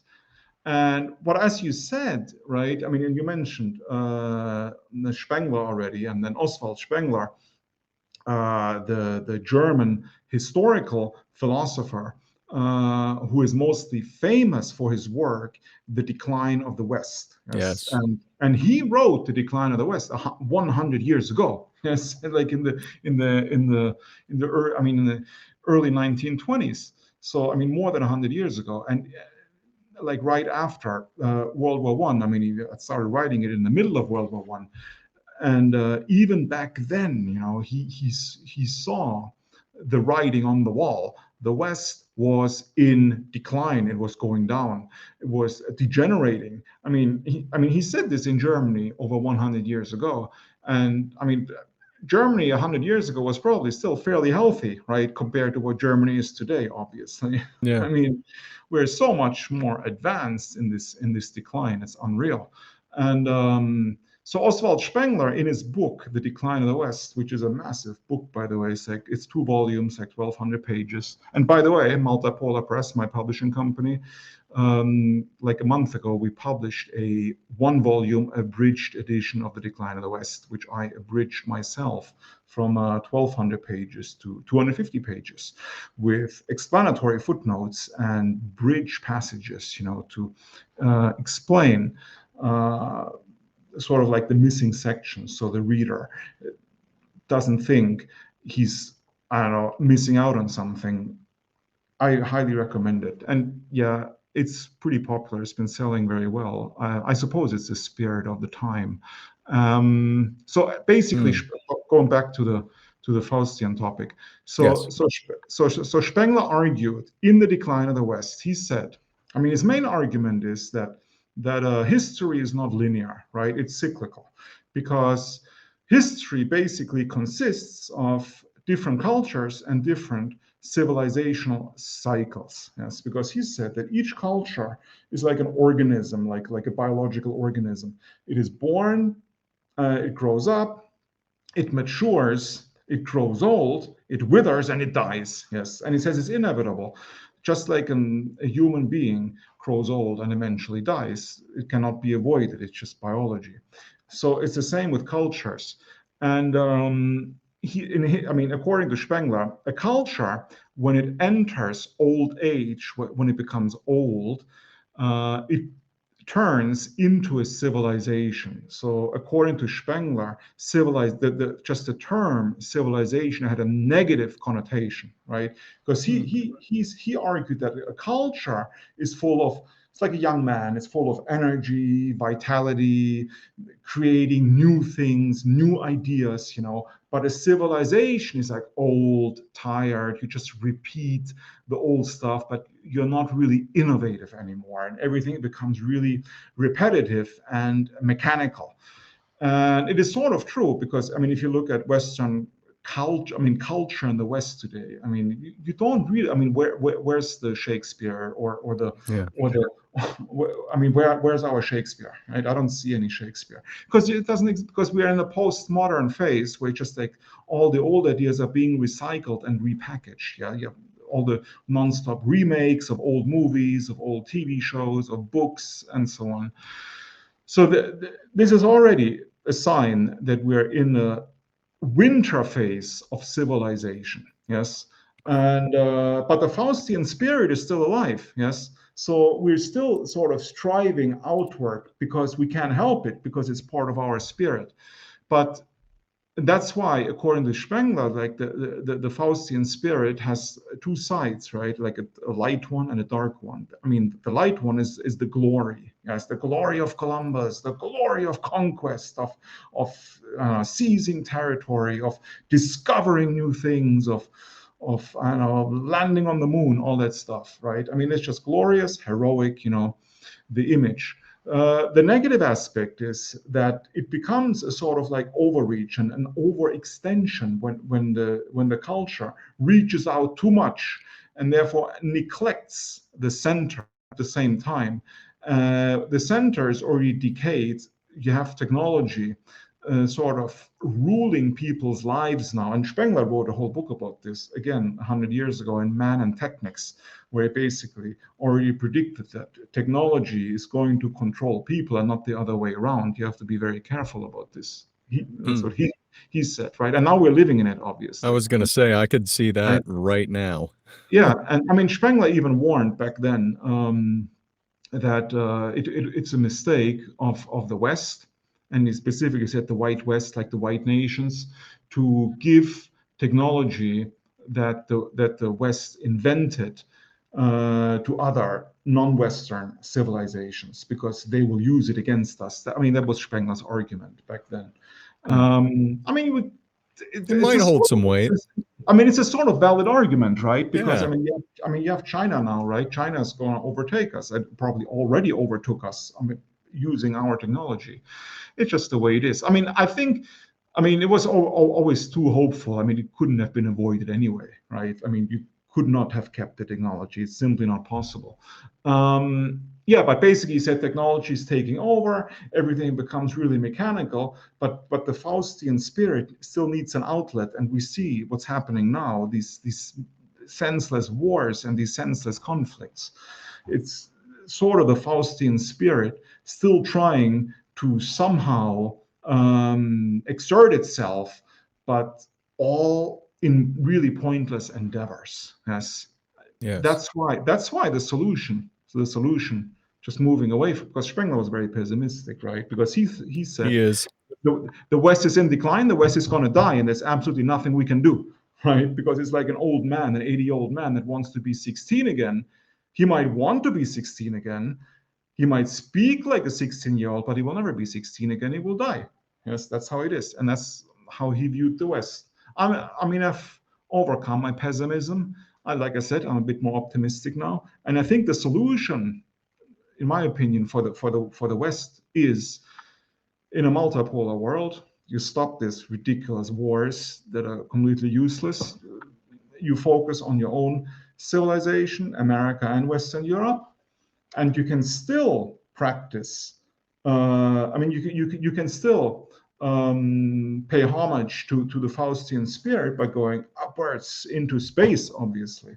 Yes, because this is really what the Faustian spirit wants. It wants to go up, always up, like the medieval cathedrals, the spires reaching into the sky, into the heaven, go to the moon, colonize Mars, colonize other planets. This is what needs to be done, right? For the glory of Western man, and to really satisfy the Faustian urge. And I think Elon Musk, he has many faults. I understand he's not a Oh perfect yeah. human being, right? Obviously, Not at all. but his vision of space conquest, I completely support. I'm completely behind it, and I think he's sincere. I mean, I think he's really sincere, and he's truly idealistic when he speaks about wanting to colonize Mars and potentially other planets. And I think he really wants to do it. And well, I hope he will do it. I'm in total favor of it, and it needs to happen. And because what's the point, right? Because you have some people, some white people today, they say, okay, we need to somehow save the white race, and look at, like, for an example, like a white ethno state, like in Orania in South Africa. You've probably heard of Yes. Orania. Yes. I have. Yes. I mean, it's cool, it's nice, it's cute, right? It's quaint, but it's also pathetic, really. It really is. I mean, I don't want to disparage them. I really respect them, but if that's the future of our people, it's not interesting, right? Like to live like in a sort of Indian style reservation, right? Because that's what it is. It's like a reservation, Orania, because it's inside South Africa. It is tolerated by the South African state, but it could be ended at any time if the South Hmm. African state decided to do so, because they cannot defend themselves, obviously, right? So, I mean, and what is the point of this? There's no progress. There's no expression of the Faustian spirit, and I can feel the Faustian spirit myself within me. So I want it realized, and it can only really be realized if we take back the sovereignty within our nations, yes, and then direct our energy not against other people to make them like us, but upwards to expand our reach in the cosmos. Oh, That's what needs to be done. I like that. I like that. And yeah, that is it. Whenever I think about philosophy, because I haven't studied philosophy until this year recently. I've told my audience that I've been playing catch up because I had a wild days in my 20s. But Mhm. I can relate. having this yeah, having this thought of expanding upwards rather than directing our attention elsewhere. I think it will become crucial if we do want to see that white European cultural renaissance. Like you said, where's our Shakespeare right now? Where is he? Um, another, and this is interesting, and I think this almost ties into the revival of that Faustian spirit is chapter 14. This is another chapter I wanted to touch on about your book. So it's American archaeofuturism, another concept, archaeofuturism. I think Guillaume Fay, but you can take the reins there. But I just want to give a passage from that chapter. Archaeofuturism rejects the idea that progress requires the abandonment of tradition. Can you provide a high level overview of the concept of archaeofuturism for anyone who hasn't heard that term before? Well, yes, definitely. So, well, archaeofuturism, well, the term itself consists of two parts, archaeo and futurism, right? The archaeo, well, is the old, it's your heritage basically, and well, futurism, it's what is ahead of you, because in a lot of ways, especially in conservative or nationalist circles, it is always sort of binary, right?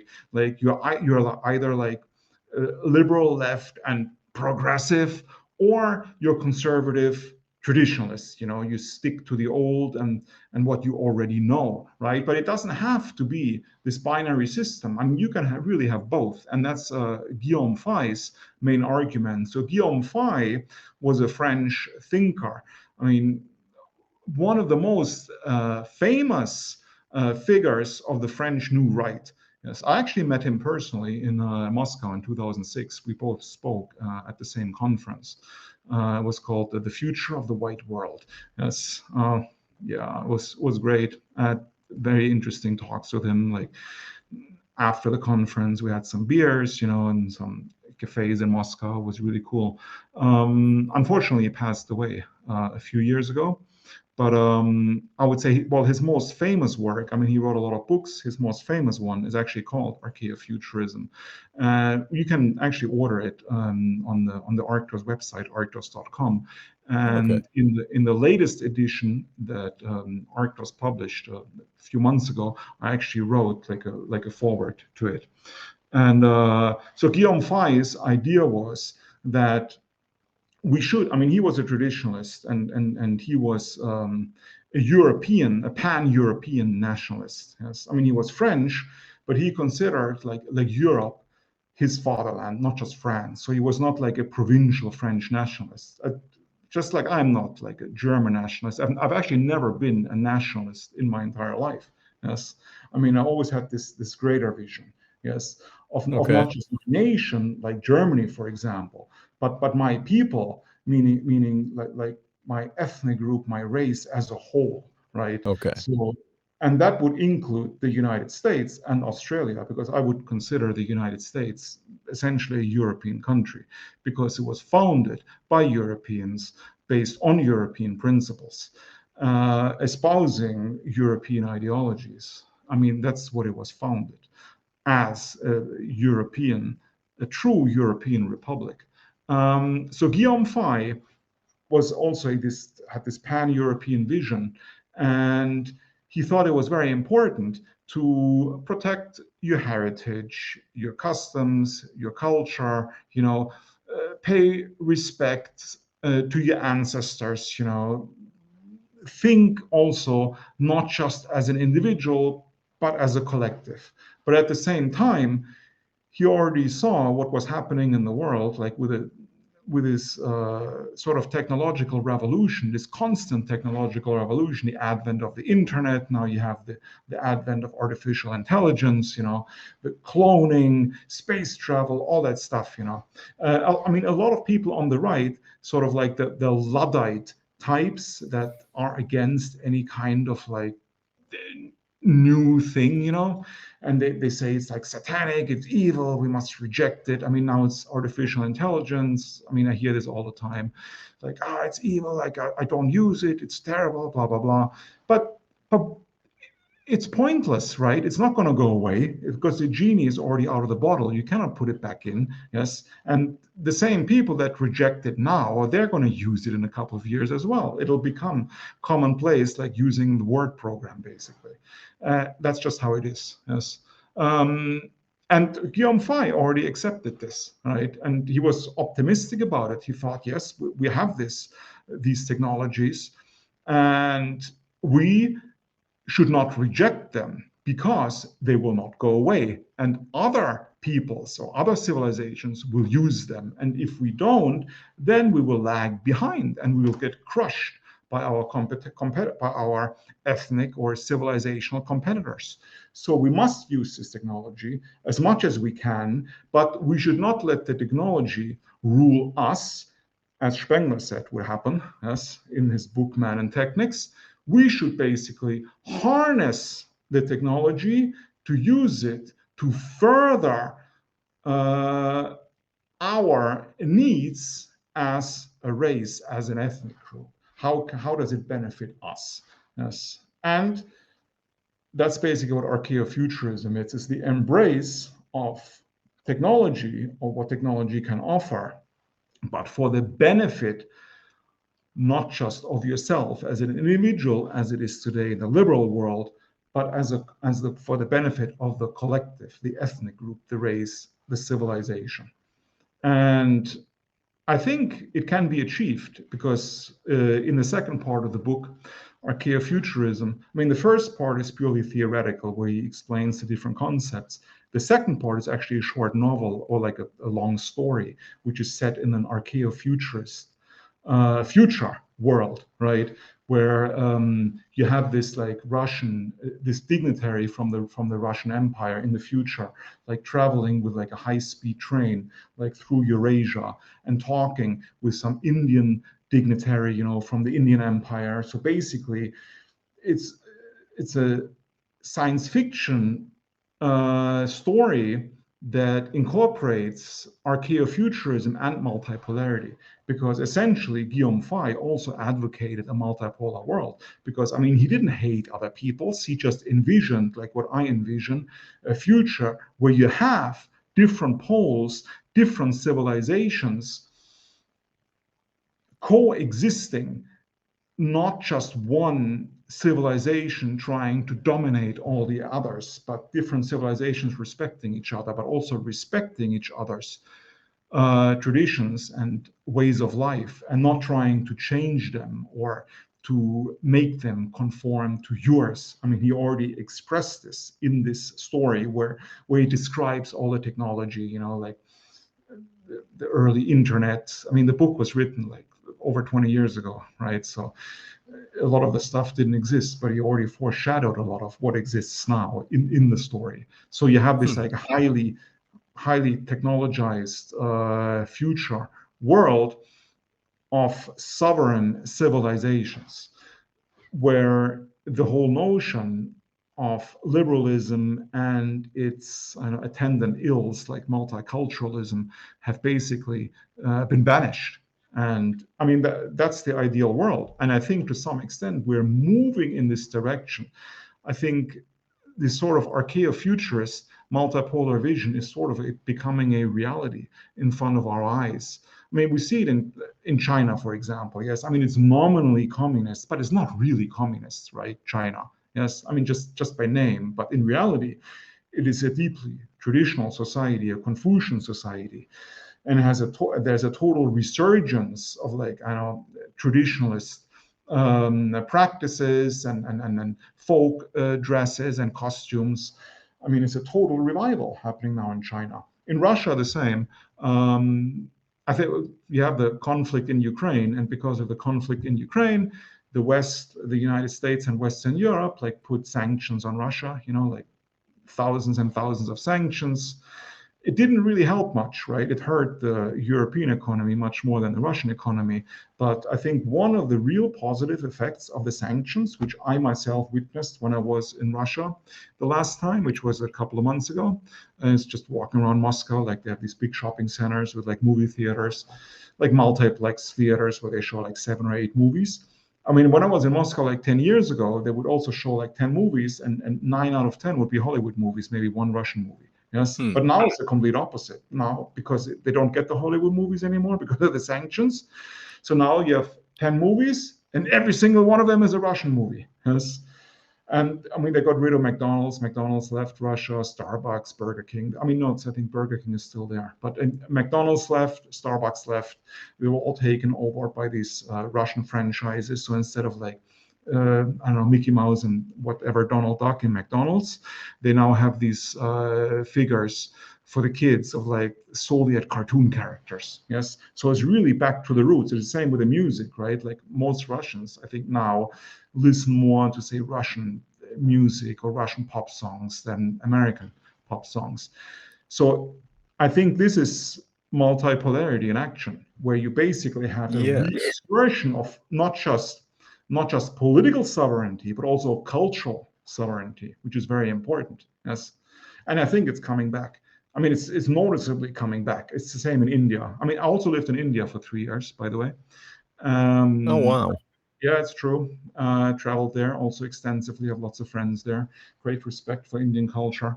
Yeah, it's But the same let here. me, yeah, let me Yes, interject real quick. So that you just talking about the sanctions on Russia and how you view yes, them as actually good thing, that right there is a perfect example of this working in practice. When the Russian state in this example was free of foreign influence, its own ethnos was able to rise up. It had no other choice but to flourish.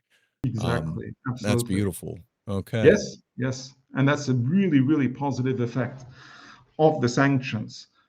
Uh, So And I I know think I it know will you're going to continue. get into India here. Let me ask you. So you've lived in from what I've heard so far, Germany, America, Germany, Russia, India.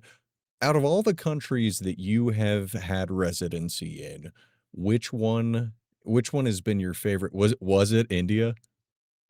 Yeah, no, I wouldn't say India was my favorite. Like Okay. it's, I love India though. Like I really like India. Okay. I respect their culture, like Hinduism, the temples. I mean, they're really, I mean, culturally close to us to some extent because you have the whole like Indo-European, the Indo-Aryan heritage. Yes, because I mean the Hinduism is basically Indian paganism and it's directly connected to European paganism because you had the Aryans. I mean, a lot of them settled on the Indian subcontinent, and some of them came to Western Europe, but it was basically the same people introducing the same religion. And of course, they developed independently from each other, but the root is the same almost. I mean, at least the religion. Yes. So I mean, I'm not saying like I feel a strong connection to it, but No, but I no. do I do feel comfortable. Like I don't feel too alien when I go to like Hindu temples. Yes, I also like Indian food. I mean, Indians are quite friendly in India, and they really do respect Europeans a lot. I Hmm. should say in India, and it's a difficult country for a lot of people because it's very crowded. It's dirty and you know with all the attendant ills. But I don't Yeah. know. I got used to it. But yeah, I wouldn't say it's my favorite. Um, yeah, I don't really have a favorite. I mean, a lot of the countries like Russia, the United States, I mean, there's pluses and minuses, obviously, because no country is perfect. But I do feel comfortable in Russia. I like Russia a lot because, like, from the mentality, I understand Russians because they're still, I mean, I would say completely normal, basically what Western Europeans were several decades ago, or even Americans, Hmm. right? The majority. And actually, I should not say Americans, I should say Western Europeans, because Western Europeans are, in my opinion, far more degenerate than white Americans. Yes. These Um, days. yeah, definitely, from my Oh experience, my. because in America you have like I write this in one of the chapters in my book actually, the phenomenon like the land sea phenomenon. Okay, yep. Um, I mean, there's the German political thinker Carl Schmitt, and he came up with this theory or this idea that basically you have two types of civilizations. Yes, you have the civilization of the sea, and you have the civilization of the land. Yes. So and the ancient example of this is Rome. Rome was a civilization of the land, a land empire, but Carthage was a maritime empire, and they were always at odds with each other. Then, of course, Britain was a maritime empire, while Russia was always a land empire. The United States is a maritime empire. Russia is still a land empire. China is a land empire. And his argument is that the land empires or the land civilizations, they're always inherently more rooted to the soil. They're therefore more conservative and more traditional. While the maritime civilizations, by definition, because they don't really have roots, they travel all over, they're more fluid, also with borders, they are less traditional, they're more liberal.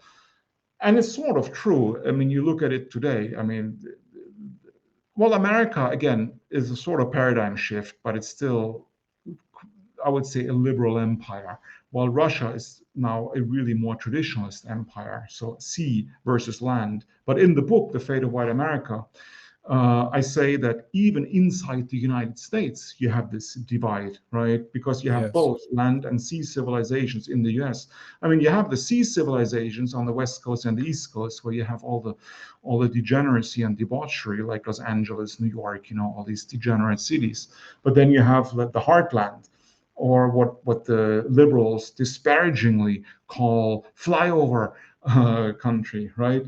So they are quite conservative and quite traditional, I should say. And I travel a lot in these states, and a lot of these states in the Midwest, all over the place. And yeah, I would say like the majority there are very conservative. I mean, the Trump won the popular vote, right?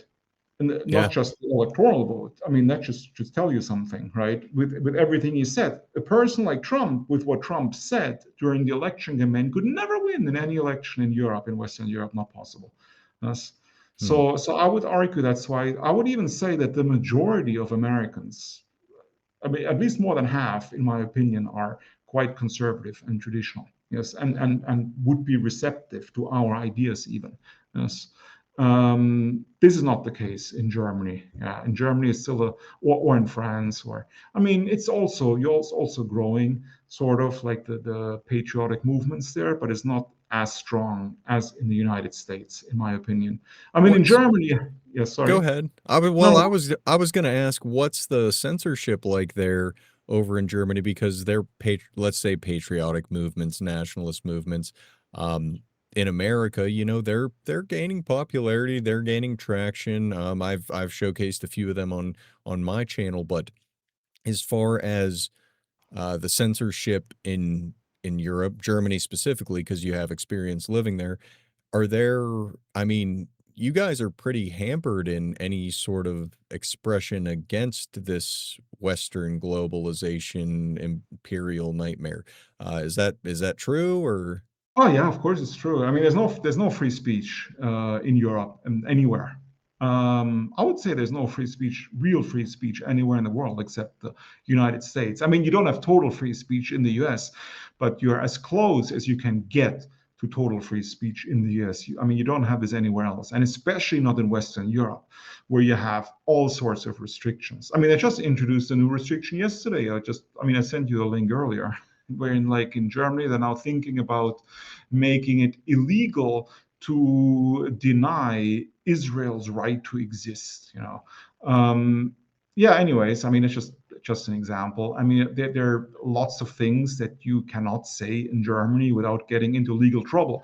This is why every time I'm on a podcast, or every time even when I write articles, I Mhm. always have to sort of in my head police myself and self-censor myself, because I write something and then I think, can I actually say this without getting into legal trouble? So I probably can't. So I have to delete it and write something else.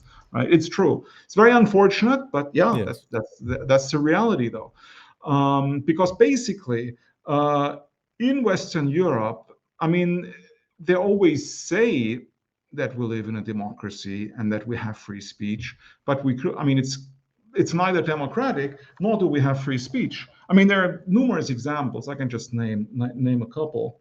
Yeah. Like several months ago, there was a mayoral election in the German city of Ludwigshafen, which is in southern Germany. It's an industrial city, and there are several mayoral candidates. One of them was from the AfD, the Alternative for Germany, the patriotic party, the national. Well, sort of. They're not really nationalists. That's the patriotic party. Yeah. I'm Right. familiar. Right. I mean, they're pretty famous now because Elon Musk talks about them all the time. So I mean, most people already know who they are. And so one of them was the AfD guy, mayoral candidate, and he had actually really good chances of winning the mayoral election. And just like 3 weeks before the actual election, they just barred him from running, and the government. And why? They just said, well, he can't run because he has anti-constitutional extremist views. Not, he didn't do anything illegal, he didn't commit a crime, just because of certain things he said, right? He was banned. So somebody else won. I mean, they do this stuff all the time. Move the goalposts, change the rule book, they do this all over Europe, not just in Germany. I mean, in Romania they did it, right? So you had the president, he was a proper nationalist, like real nationalist. He was a fan of Codreanu, right? Corneliu Codreanu, the great Romanian leader. So Georgescu, the Romanian presidential candidate, the nationalist guy, he won the first round, right? He was going to become president in the second round of the presidential election. They just canceled it. Because they said there was Russian interference with Russian bots on TikTok. And they never provided evidence. Oh my gosh. Right? But they never provided evidence. They just said it. So they just canceled the election like the night before or a few days before. So he didn't become president of Romania. So they canceled the election. Then they redid the election a couple of months ago, but they banned him from running completely. And that's it. So now we have some other guy in power, right? That's how they do it. And in France, like you had Le Pen, like she's not allowed to run in the next presidential election because of some legal violations, which she's probably guilty of. But the point is, probably every other politician is also guilty of the same crime, right? But they only single out her, obviously, because it's all political. Yes, that's why this whole idea of democracy is really a sham, right? I mean, it's not truly real. It's not real. I mean, I talk with normies here in Germany, and I don't know, sometimes normal people. Yeah, normal people. Quote unquote normal people, right? The average German, and I say, like, we don't have free speech in Germany. And they're like, they think I'm crazy. I said, what do you mean you're crazy? Of course we have free speech. I was like, well, if we have free speech, why can't I say XYZ, right? And I mentioned certain things that you can't say. And then they tell me, well, that doesn't count. That's hate speech. That's not free speech. Oh my gosh. Yeah, but that's the argument. And I was like, wait a minute. But hate speech is free speech. That's the whole point, right? There is no such thing as hate speech. There's speech. There's only speech. And if you say it's hate, well, it's maybe speech that you don't like or you don't approve of, but it's not hate speech. But what the hell is hate speech? It's just a term that is used by these totalitarian liberal regimes to discredit arguments they don't like, right? And that's all it is. And they constantly come up with new ones in Germany, like new things that you can't say. Yes. And people literally get by the thousands get in legal trouble for commenting on posts on X, even for liking posts, you could get in legal trouble. Like if you post something that is illegal in Germany, and I like your post, and somebody could report me just for liking a post. Like people. Oh my gosh. Yeah. This is why sometimes I want to like a post, but I can't do it. Yes. And I can't even retweet sometimes. I want to retweet it, but I can't. Yes. That's how it is. Yeah, that's wild. And well, and in case you wonder why I don't retweet some of your stuff, that's the reason. Yes. Hey, no offense taken there. Yeah, but it's crazy. That is crazy because, okay, so now earlier I'm like, oh, I don't feel too patriotic anymore. But then hearing about that stuff over in Europe, it always brings me kind of back like, well, okay, wait, we do have it pretty good in the US for now, Oh but I yeah, you think have no idea how good you have it, right? I mean, in that's terms of free speech. that's Yes. what I'm coming to realize. So I wouldn't even be able to advocate for some of my more fringe ideologies if I wasn't able to legally.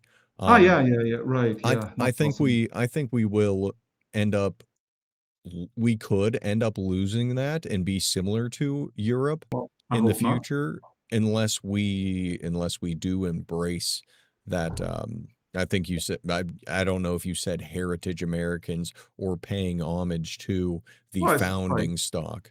Exactly. Um Well, that's what I said, and that's what we need to yes, do. I mean, most definitely. it's just really funny. I'll just give you another example because that's how amusing it is sometimes. Like I posted, I found, I like to post quotes on X and Yes, you do. on my Telegram channel, like inspirational quotes from like I don't know writers, like famous figures from history and so on. And I posted one the other day, a couple of weeks ago, and I found this image somewhere online.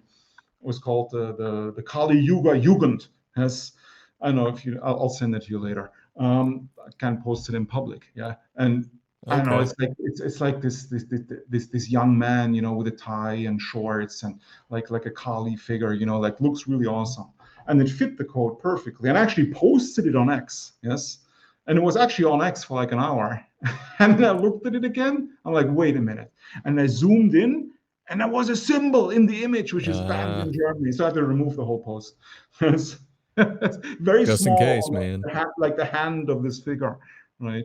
So yeah. Anyway, won't tell you what it is, but that's how it is. No. Right. I mean, Correct. there's several symbols. There's not just one. There's several symbols in Germany that are forbidden.